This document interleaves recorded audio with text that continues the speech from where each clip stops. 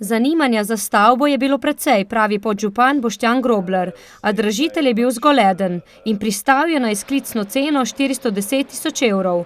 Pogodba, ki naj bi jo podpisali v 8 dneh, je zelo zavezujoča.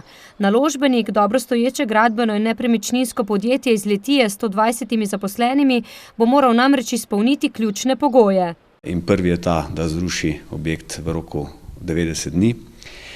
Po podpisu pogodbe, da mora zraven ob podpisu pogodbe dati tudi menico oziroma garancijo, za to, da bo porušil garancijo vrednosti 100.000 evrov, da je naslednji korak, da bo šel v spremembo OPPN-ja v roku 12 mesecev. In da bo razpisal dvostopenjski javni natečaj.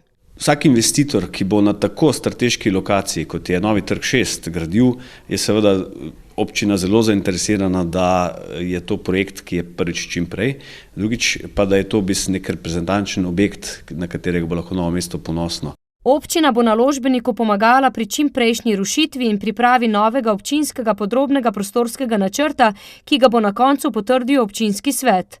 Do pomladi naj bi stavbo odstranili, nato sledijo načrti za nov objekt. Zagotovo mora biti nekaj poslovnega dela, zato ker pač na tem območju je primarna ta centralna dejavnost. Bo pa tudi nekaj stanovanjske gradnje, ki je v bistvu vsem tista, ki je na trgu bolj trenutno iskana. Novi kupec, neuradno naj bi šlo za podjetje Trgograd iz Litije, pa se ne bo mogel izogniti niti gradnji parkirnih prostorov pod zemljo, saj drugače ne gre.